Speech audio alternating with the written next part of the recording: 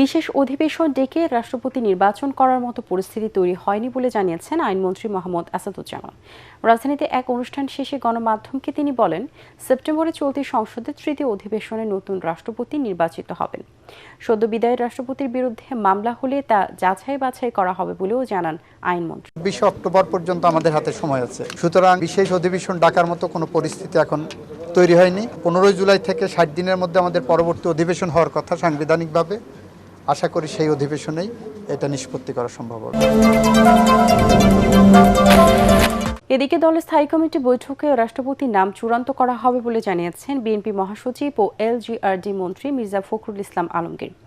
বগুড়ায় আরডিএ উদ্ভাবিত বিভিন্ন সবুজ প্রযুক্তির প্রদর্শনী পরিদর্শন করতে গিয়ে সাংবাদিকদের তিনি কথা জানান।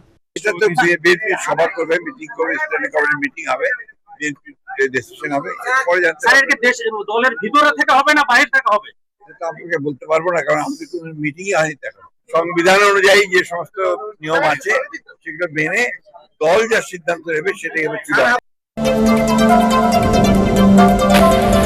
বর্তমান সরকার স্বনির্ভর, সমৃদ্ধ ও প্রযুক্তি নির্ভর বাংলাদেশ গড়তে বদ্ধপরিকর বলে জানিয়েছেন প্রধানমন্ত্রী Tarique Rahman.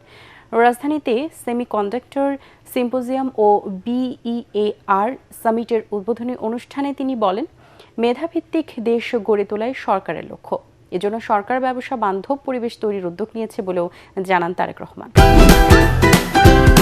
Optical brighter, photo catalyst, active granule সমৃদ্ধ বসুন্ধরা পাওয়ার ওয়াশ, ঝলমলে কাপড়ে ফুরফুরে মন। বর্তমান সরকার এমন একটা বাংলাদেশ গড়তে চায় যে বাংলাদেশটি হবে স্বনির্ভর, সমৃদ্ধ এবং প্রযুক্তি নির্ভর। মোবাইল ফোন থেকে শুরু করে আধুনিক কলকারখানা কিংবা মহাকাশ স্যাটেলাইট, প্রত্যেকটা ক্ষেত্রে সেমিকন্ডাক্টর অপরিহার্য। 2030 সালের মধ্যে সেমিকন্ডাক্টর শিল্প থেকে রফতানি আয়ের যে লক্ষ্যমাত্রা নির্ধারণ করা হয়েছে, ইনশাল্লাহ বাংলাদেশ সেটা পূরণ করতে সক্ষম হবে। দর্শক, গণভোটের রায় বাস্তবায়ন ও জুলাই গণহত্যায় জড়িত ফ্যাসিস্ট শেখ হাসিনা এবং তার দোসরদের বিচার সহ বেশ কয়েকটি দাবিতে সিলেটের আলিয়া মাদ্রাসা মাঠে সমাবেশ করছে জামায়াতে নেতৃত্বাধীন 11 দলীয় জোট। সমাবেশে প্রধান অতিথি হিসেবে উপস্থিত রয়েছেন বিরোধী দলীয় নেতা ও জামাত ইসলামের আমির ডক্টর শফিকুর রহমান। আমরা এখন চলে যাচ্ছি সেখানে। 350 ভোটকে 750 ভোট করা হয়েছে। আমাদের জামাত ইসলামীর সেক্রেটারি জেনারেল অধ্যাপক মিয়া গোলাম পরোয়ারকে পরিকল্পিতভাবে হারানো হয়েছে। আমরা বলতে চাই, আপনারা যদি মনে করে থাকেন যে 5 বছরের জন্য ক্ষমতায় এসেছেন, তাহলে বলবো বোকার স্বর্গে আছেন আপনারা। 24 সালে শেখ হাসিনাও নির্বাচিত হয়েছিল, তিনিও চেয়েছিলেন 5 বছর ক্ষমতায় থাকবে, কিন্তু থাকতে পারে নাই। গণভোটের গণরায় নিয়ে গরিমসি করলে শীঘ্রই আমরা কঠোর কর্মসূচি দেব। বন্ধুরা, সংগ্রামী বন্ধুরা আমার, আন্দোলনের মুখে পদত্যাগ করলেন ভারতের শিক্ষামন্ত্রী ধর্মেন্দ্র প্রধান।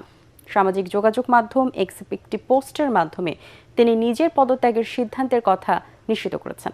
সংবাদ মাধ্যম ইন্ডিয়া টুডের এক প্রতিবেদনে এ তথ্য জানিয়েছে। বিবৃতিতে ধর্মেন্দ্র প্রধান জানান, শিক্ষার্থীদের ভবিষ্যৎ রক্ষা করা এবং চলমান আন্দোলনকে কাজে লাগিয়ে কোনো দেশ বিরোধী শক্তি যেন বিশৃঙ্খলা সৃষ্টি করতে না পারে, সে কারণে তিনি পদত্যাগের পথ বেছে নিয়েছেন।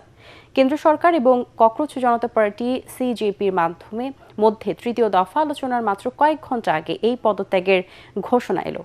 প্রধানমন্ত্রী নরেন্দ্র মোদীর কাছে নিজের পদত্যাগপত্র পাঠানোর পর ধর্মেন্দ্র প্রধান সহকর্মী ও সংশ্লিষ্ট দপ্তরকে ধন্যবাদ জানান এবং দেশের মানুষের সেবায় নিয়োজিত থাকার অঙ্গীকার ব্যক্ত করেন।